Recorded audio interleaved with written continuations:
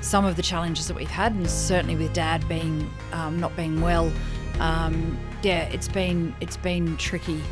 The thing that I think's kept us going is that just that foundation that we've got inside us, and the integrity, and just pushing forward. And we have a great family motto that I think came from skiing originally, another one of our loves, and that is to think positively and keep the pressure on.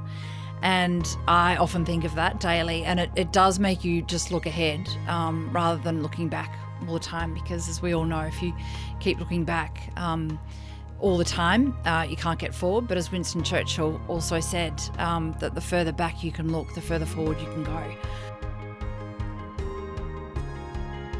Welcome to a new episode of The Journey, and it's my great pleasure to welcome into the studio Jane Campbell, Managing Director and fifth generation of Campbells from Campbells of Rutherglen winery. Jane, welcome to the studio. Thank you, Matt. Thank you for having me. Now, this is terrific. I'm very excited about this because I love history, and we're going to go right back in your journey, in the journey of your great family as well in the region. Now, usually we do start with talking about the heritage in terms of the region, and a lot of people like myself, I mean, relative newcomers, I rocked up in 2006 to the border, but your family goes right back to 1857. Not many people can say that. Six generations, 1857, and John Campbell. Yes, John Campbell was my great-great-grandfather, and he came over from St Andrews in Scotland on the ship the Merchant Prince, which is the name of our famous muscat, our rare Rutherglen muscat. And he came over in search of gold, as many Scots did at that time. And he arrived in Rutherglen and started working on the gold field, which happened to be just across the road from where we are now as a winery. And the gold lead was called the Bobby Burns Gold Lead, interestingly enough. And there were many Scotsmen on the lead, and Rutherglen at the time was a bustling little village, and I think it had, numerous pubs and lots of activity happening. And yes, it would have been quite a wild time, I'd imagine. And so that's where it all began. That's what brought John Campbell out from St Andrews in Scotland, was the gold rush. Yeah. Now, on your website, campbellswines.com.au, there's a fabulous About Us history section, and it does have a photo of John. And I have to admit, I don't want to offend John or your family, but he looks slightly terrifying in that photograph. Of course, all the old photos kind of look a little bit like that. But what do you see when you see that photo of John Campbell going back 5 generations? What do you see? I see some similarities, I suppose, in the eyes, and I see a determination mainly, which was certainly needed back then and certainly needed today, of course, as well. Yeah. So I think that's quite a common trait, and certainly some tenacity there. What was his reputation like? Have you done a little digging into? I need to do that. I haven't concentrated a lot on that. I know that it was a fairly basic show back then, and certainly, for him to eventually finish up gold mining, because the gold mine ended up flooding with water, and so they had to abandon ship basically, and he decided to then pluck up the courage and move across the road, at the dirt track as it was in those days. It's now the Murray Valley Highway, and set up a vineyard. Yeah, well, for some unknown reason. So fabulous quote here that's again on your website, and it says that founder John Campbell left the goldfields and heeded the wise words of Rutherglen's first wine grower, who said, quote, "Dig, gentlemen, dig, but not deeper than the first 6 inches, because there's more gold in the first 6 inches than there is lower down." So am I reading that and saying that the winery correct, the grapevines is going to be the real? That's the way. That's the way forward. Yes. Yeah. And it was right. Yeah. And the 2 original varieties that were planted were actually not Muscat. It was actually Riesling and Malbec, 2 varieties which we still grow to this day. So, yes, and a lot of the wine that was produced then was sent back to England on ship. And yes, it's still continuing to this day. Yeah. So obviously being born to a massive family business, a famous family business, and such a long and vaunted history through time. I mean, when did you first become aware that this was the family business and how important it is to the region? From a very young age, because we actually grew up in the Bobby Burns homestead, which is right next door to the winery. So it's been very much a part of our lives for forever, really. And so we grew up there. The winery originally cellar door was only open 5 days a week. And then when it started to open 7 days a week, which was seen as very commercial back then, this is sort of late 70s, Mum decided that we should build a house away from the winery so that would bring Dad home a little more because he lived at the winery. It didn't really work. But so it's been a big part of our lives. And I guess not so much the enormity of having that responsibility of 4 generations back then of family winemaking, but just the fact that it was just an everyday part of our lives, and the farm as well, because we were farmers as well. Very important, and I think we were also very aware of just running a business from day dot as well. Yeah, and it's yourself and your sister? Yes, that's correct. Yeah. My sister Jules, who's a winemaker, and the plan was for her to come back to the winery. However, she met her husband, Cam Ashmead of Elderton Winery in the Barossa. So that was not Dad's plan at all. And they've now 3 boys as well. So she's well and truly in the Barossa. However, she does come over quite regularly to the winery, and she and I work together. Competitive about the wineries? Yeah, there's a bit of competition. We always believe Rutherglen's far superior to the Barossa. However, they would think the other way, and I think Jules gets a little bit torn. We're in a fabulous spot in Rutherglen. Yeah. Was there any kind of pressure or expectations even that you definitely continue in the family business, or were your parents open to you deciding to leave and do something else? Certainly. The family rule was that we had to move away for 5 years after we'd been to uni or wherever we decided to go, and then we could come back if we'd like to. So really important to work under another boss, as Dad would say, to learn some different skills and techniques, which is obviously really important. And I didn't necessarily see myself going back to the business. I always loved farming. And and we're still farming now, I guess, as well. But that was my first love, and so I went to agricultural college to start with, and then, but I kept coming back for various reasons, and I've worked back when we used to take checks as payment, and all of our orders. This is before the internet and website, obviously.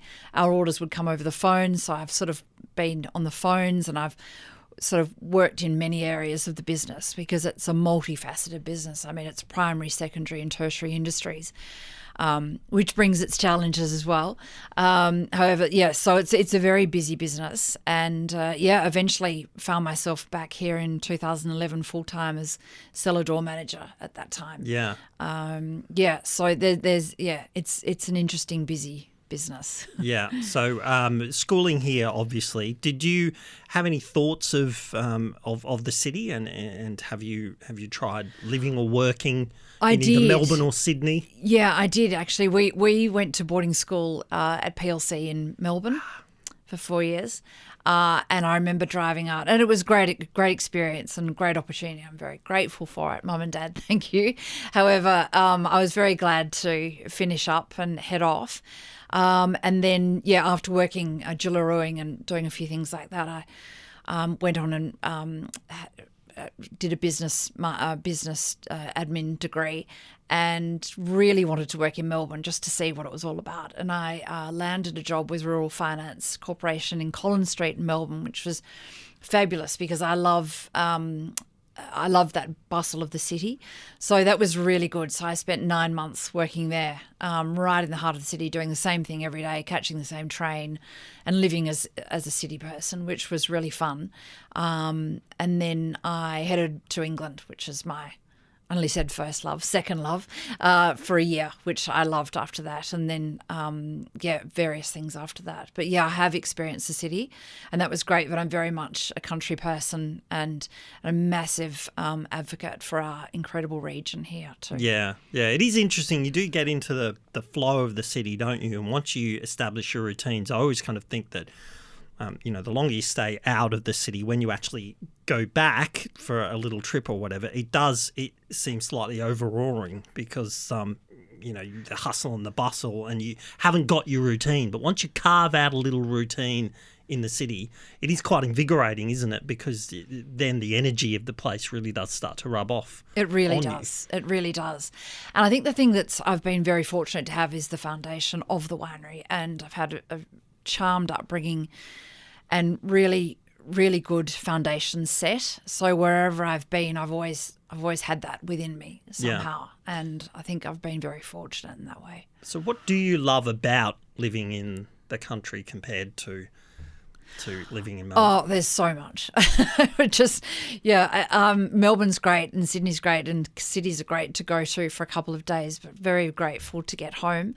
I think, just the fresh air is amazing, and the fact that we are able to we have so many things here that are free and just there for us to enjoy, amazing gardens, big trees, wide open spaces. We're very fortunate at where we are at home because we get a great sunrise and also a great sunset. So I think, and the older you get, the more you just look around and take these things in and think, wow, we're very, very fortunate to have these things. And, because we're farmers as well, we're very busy with farming and we have thoroughbreds as well. There's always something happening. And I think it's important just for that quality of life to keep interested in as many things as possible. Yeah, you can. Absolutely. So you came back to the business. You gravitated back towards the family business in 2011, and was it your father who was running the business then when you came back? Yes, very much so. My father and his brother, Malcolm, they were the fourth generation, and Malcolm was very much on the farm side and also the vineyard side, and Dad was on the winery and commercial side. Dad was very heavily involved with government, with the wet tax, fighting the wet tax, and then also gradually, working as to how we could all best manage it as wineries. And so Dad was very much at the forefront then, and remained so really up until 2018, and then 2019 Dad left us, sadly, and we went through a family succession as well. So we've been through a fair bit, in the last few years, and now it's Jules and I that are the joint owners of the business. So your uncle also retired? No, he's still farming. Oh, okay. So they have the farm side of the business, and we've managed. We have our vineyards and also some farmland as well, which we run sheep, fat lambs, and some rams on, and a couple of horses. Yeah, a couple at last count. So by the time you really moved to the helm of the business and took control, which was forced upon you, it sounds like to a large extent with your father leaving. Or was the succession plan always in place? It was in place. Succession planning, as anyone would know with a family business, it is something you really need to think about.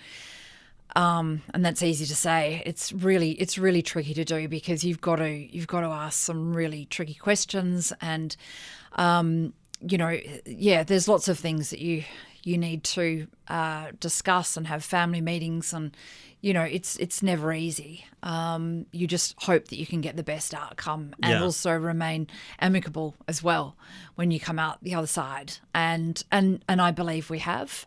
In the end, we're neighbours with our cousins, and my sister, she's gone on to do her own thing as well with her husband.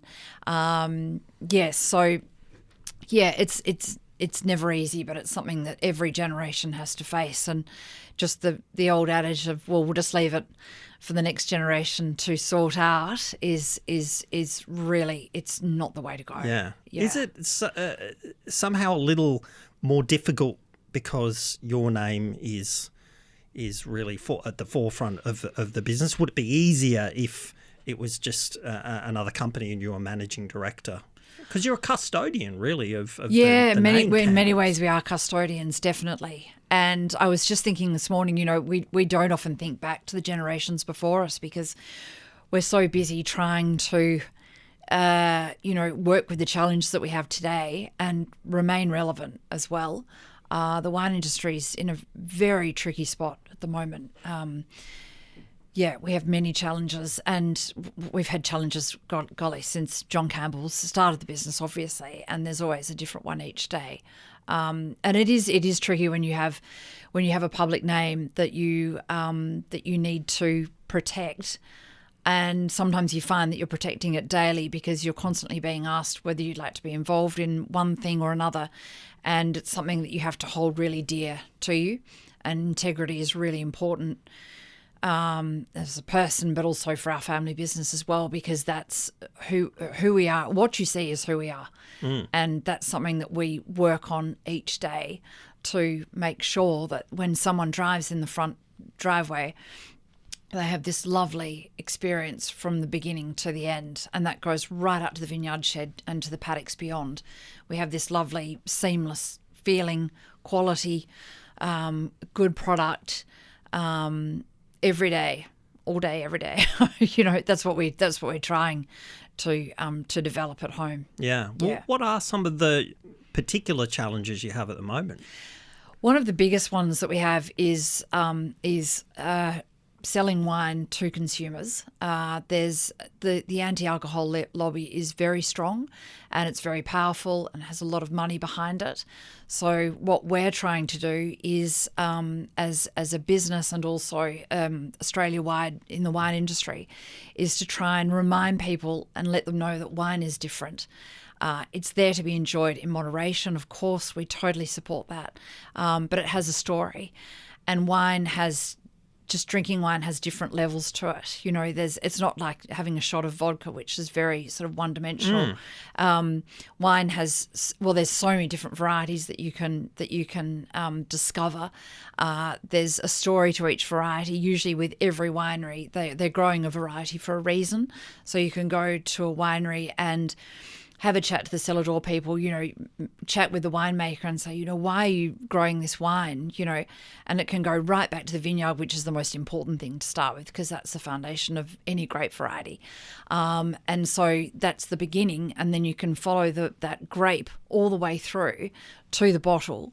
And there's a reason for everything. And at home at the winery, we have every grape variety has a reason for being. It has to have survived to start with, because it's 3 to 5 years after you've planted a vine to actually get a grape, and then another 1 to 2 years until you can have it as a wine. So it's a long project, and so that wine is different. So that's something that we need to really impress on everyone. And I think some people see wine as confronting in a way, or when they come into cellar door, that it's a bit, it's a bit of a, some people feel as though they're going to be judged or something like that. And we just like to, encourage people to come out and visit, and not just us, but visit these wonderful wineries that we have in Rutherglen, and learn the stories behind the wine. And also there's the whole food story as well. I mean, wine and food just go together. And I know Dad used to tell stories about Myrtleford, and we used to sell a lot of wine back there, back in the 60s. Probably in flagons, and the Italians who brought this one of our fabulous food cultures over here, and that's something that really just works in so beautifully with wine as well. So Yeah. and it's good for you. It's got fabulous health benefits. Yes. Full of polyphenols in the red wine and even some and rosé as well. So yes, so that's something that it's really important to remember. Yeah. I'm surprised that even at the kind of anti-alcohol activism could lump everything into the same basket, because clearly it's very different. As you said, part of the fun of wines really are the stories but behind them, and for connoisseurs that's obviously what they enjoy. But it's a pretty broad category to throw every alcoholic beverage into the same basket. It really is. Yeah, and even with our labelling requirements, that's another challenge as well, that there's all sorts of things that the anti-alcohol lobby are talking about, likening wine to cigarettes. And well, that's bizarre, because we all know, even if we have a modicum of knowledge, that in moderation something like red wine, as you said, is beneficial. Yes, it really is. In moderation. As we always say. Yeah, that's extraordinary. And that's obviously a challenge that's very different to the wet tax that would have been faced by your parents. And then going back further, there'd be challenges all the way through. Obviously climatic conditions and the like as well. What makes Rutherglen such a perfect area to grow wine? Good question. It's I'm going to try to sound not too parochial here, because I'm very proud of our region, but it has a lovely continental climate. And so we have these, usually have long dry autumns, which allow the grapes to really ripen. So something that we really work hard at home, well, part of our style is that really lovely ripe fruit that we're able to get with that long ripening period. And it's something that in our wines we really look for that fruit to hit the top of the palate when you taste the wine, and then back it up with some really lovely oak, not too much oak, and some good tannins, just so that you know that the wine's there, and then you can just taste the layers on the palate as you go. We're very, very fortunate to have such a great climate. Usually, we've had a few curveballs thrown to us in the last couple of years with, they said droughts, then quite the opposite with floods and all sorts of things. But something that we found with Rutherglen is that we always get something. If it's lucerne hay, fat lambs, great wine, there's always something. It's good soil. It's called Rutherglen loam. And you can grow almost anything there. So John Campbell was very smart. Oh, terrific. Now, if I could, let me pry a little bit into your family situation, because you're fifth generation. You're now the sixth generation. Where did you meet your partner, and tell me a little about your hopes for the future with the sixth generation? Yes, well, I originally, my first partner, my first husband was South Australian, so we were on a sheep property over there, which was great fun. It was really hard too. There were 5 or 6 years of drought, so that taught you some sort of resilience. Some people say it's all about the lifestyle. It was an interesting lifestyle with dust blowing constantly. So that was interesting. And then we moved over here. And my husband now, Charlie, who is a great person, his 3 kids are off in Sydney doing their own thing, and they've grown quite very fond of the winery too over the last sort of 5 to 10 years. It's been a great backbone. And my own daughter, Caroline, is she's studying professional accounting in Sydney at Macquarie, which I think actually I was a bit shocked to start with, because I think sometimes with kids you think, how did they get that sort of that desire to do something so different than from what I would have done? But I was just saying to Steve Mamooney before, I think it's a great career, a really good solid career. And she's spoken about coming back to the winery potentially. So I've been warning her of all the pitfalls of what what running a family business can bring. So we'll see. And Jules also has 3 well, I've been calling them boys, but they're sort of entering their teenage years now. It'll be interesting. And I was just talking about our previous succession that we've just been through, and we're now facing another one hot on the heels. So we've got a lot of work to do to see for the sixth generation. Yeah. Have you personally had any sliding door moments where you thought that you could conceivably have a career outside of wine completely? Yes, I'm sure I've had a few over the last few years. It's been challenging. However, I guess, when I met my husband, I was thinking about sliding doors, and that was a great sliding door moment, because he's been a great help over these last few years as well. Just he's a farmer, and he's got a really good steady head on him, and he can really cut through difficult situations. So he's been a massive support in getting through some of the challenges that we've had, and certainly with Dad being not being well, it's been tricky. The thing that I think's kept us going is that just that foundation that we've got inside us, and the integrity, and just pushing forward. And we have a great family motto that I think came from skiing originally, another one of our loves, and that is to think positively and keep the pressure on. And I often think of that daily, and it does make you just look ahead rather than looking back all the time, because as we all know, if you keep looking back all the time, you can't get forward. But as Winston Churchill also said, that the further back you can look, the further forward you can go. So, there's lots of strength in those words, and it does help you at times when you wonder, if you're in the right business. Yeah. The other thing I must mention too is we've got an enormous crew at the winery. We've got about 30 staff, up to 40 with casuals at times, that have been a massive backbone to the winery. Some of them have been there 20 to 30 years. So they certainly keep you on the straight and narrow as well, which has been a massive support. Yeah. I mean, it definitely sounds to me, listening to your story today, that you've definitely enjoyed the experience of learning things outside of the family business. Sometimes you do talk to people who've been in the family business and they haven't really experienced anything else, but I'm guessing you wouldn't really change anything in the fact that you did work outside of the business and travel around to different areas. It has been really great, and it was a great rule of Dad's at the time to boot us all out for 5 years and say, you need to go and work under other people. And I must say, working in government was extremely interesting for 9 months.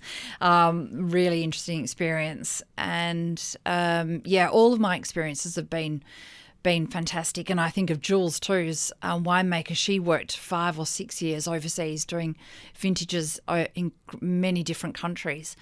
And that's the other thing about the wine industry too, is that there's so many levels to it and so many ways that you can become involved. And there's great travelling to be had. Lots. It's a great industry. It really is. Yeah. And beyond the name, how important is family to you? Really important. Yes, Mum lives just one paddock away from us, and she was an integral part of the winery, a massive part of the winery, and still is to a point, for sure. She has to be kept, we have to pull the reins in now and then on her, but she's had a massive impact. So family is really important, and Jules and I catch up every week and discuss the business, and apart from that, just having family around you too, it's important to spend time with family, because it can become all about the business as well. So that's something that I've learnt from my parents. We didn't see a lot of Dad growing up because he was working on the business, which has been great as well. But just that family time's also really important, and something that we, with our staff as well, we really try and be as flexible as possible so they've got time to spend with their family. Because the wine industry does go 24/7, it's really important to spend that time, that quality time. Yeah, and now looking into the future and hopefully balancing it out so the personal life thrives in terms of the business. It's incredibly competitive, as we know. What does the next 5 years look personally, but also professionally? I think professionally we're looking at a different wine industry. I think it's looking to be potentially a smaller industry, however, more of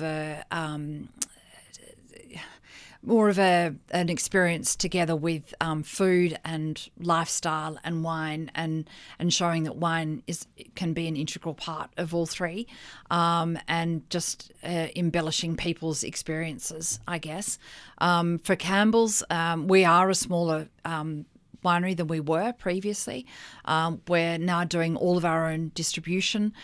We made the big decision a few years ago to leave our distributor, which meant that we were no longer available in chains, so no longer available in Dan Murphy's.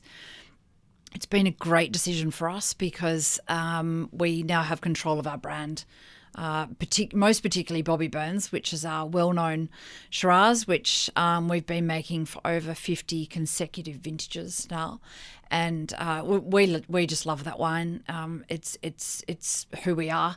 It's consistent. It's quality. It over delivers. It's not expensive. I think it's sitting at $28 at the moment. That's not a plug, by the way. It's part of who we are. So I think, and the thing that we're really trying to do at home too is just build an experience for people, so that when they come to the winery, they can just relax out on the lawns. They can come and sit beside the fire, have a glass of wine, a yummy vineyard platter, and just experience the winery for what it is, which is a genuine working winery. So there's going to be dust around. There'll be some cobwebs. There'll be people walking around with buckets. There'll be people on top of casks.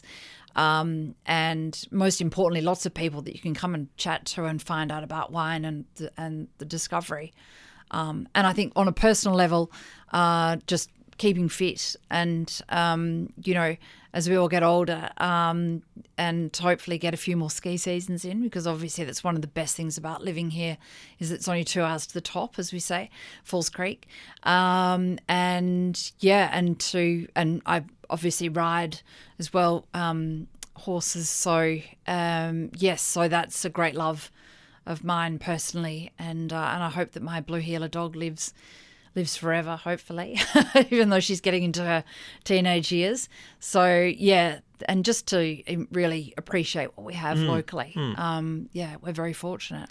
It definitely sounds like a key part of the business plan really is to tap into the lifestyle aspect of how wine can work in that way. So things like Campbells of Rutherglen, for example, is that a really important part of local wineries to really push the lifestyle? Yeah, it certainly is. And that was a great festival that's been around for, it'd be over 25 years, I think.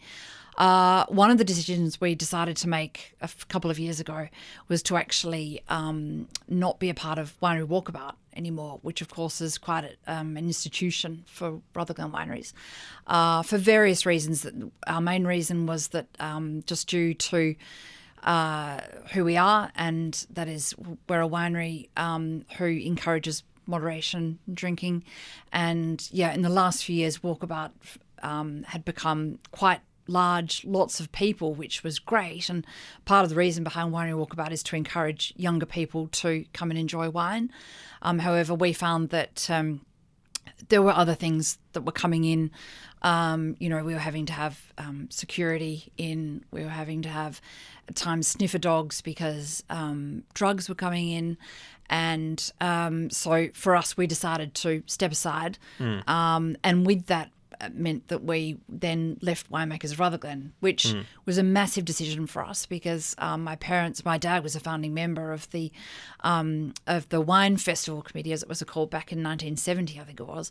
So that was a huge decision. However, it was the right one for us. That is the balancing act, ultimately. It really because is, yeah. When dealing with, as we discussed, it is fundamentally different to a lot of other alcohols, but it is an alcohol, and with that comes the responsibility socially as well. Yes, certainly does. And, with our liquor licence as well, RSA is really important. So we've got to be very mindful of that. So, yeah, that was definitely the right decision for us. And we have, we have our Autumn Greys weekend now over that March long weekend, and it's a great time to come down to Rutherglen and just enjoy Taste of Rutherglen, and also hopefully people will drop in and see us as well and just enjoy wine and food. The weather is usually very good. We've had some hot ones as well. So, yeah, that's a great time. And then Easter weekend is a really busy weekend, great for families. And then the June weekend brings in that other element with winter coming in, hopefully good ski season, and roaring fires and great wines as well. So yeah. I can see the joy that we've mentioned skiing about 3 times, and the joyful look on your face stands out beyond anything else. So obviously you adore skiing. When did you first go up to the top of the mountain? Golly, I think we went up, I was 6 months old, and my parents were members of the Albury Ski Lodge, and my cousin, he was a couple of months younger than me, and we both slept in the drawer of the chest of drawers in the tiny little Albury Ski Lodge room. That's great. So so that was the first time. And then when I started skiing when I think I was 10 or 11, and it was just an unbelievable feeling. There's nothing like the mountains, just the altitude and the fact that it's so much bigger than anything else. Any worry that you have that day, the mountains will sort it out, because the mountains are in charge of the weather. There's no controls, and it's just a fabulous time. And I love skiing, and I love après ski as well. And just seeing the mountain, particularly Falls Creek, evolve over the years, and then having been lucky enough to ski overseas as well, and where the snow is quite amazing, obviously. I was going to ask that. I'm sure you've been to some of the great ski fields. I've been lucky enough to ski in Canada, which was it would dump a metre overnight, which as a Falls Creek skier, you'd be very lucky to see that. So yes, have been very fortunate to do that. But just to have Falls Creek here 2 hours away, and that's the other great thing about our region. I mean, particularly from Rutherglen and from Albury Wodonga as well. You travel 10, 15 minutes away and you're at the beginning of the gateway to the Riverina, or you go the other way and you're heading towards the mountains or Beechworth or King Valley, the areas, the regions are all there, or you head up north to Holbrook. And it's such an amazing region. Now, before I let you go, what do you consider is your biggest achievement? I know it's sometimes hard to take it down to one. I've never really thought about that. I guess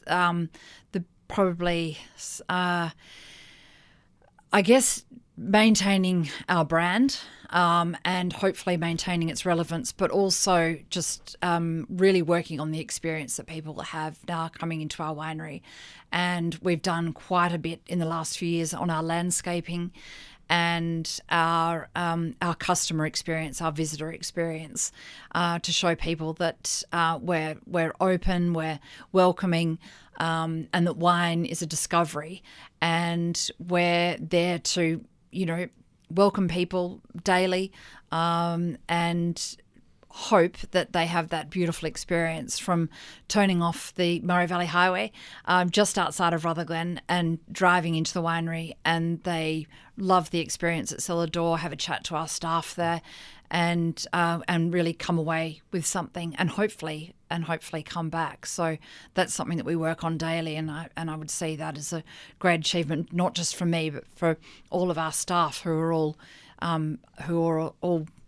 a very big part of that. Yeah. Well, I think just looking at that photo of John again, 1857 he came out. I'm sure if he could have a look at what the future would bring, he'd be pretty proud of what the family has done over the 5, now 6 generations.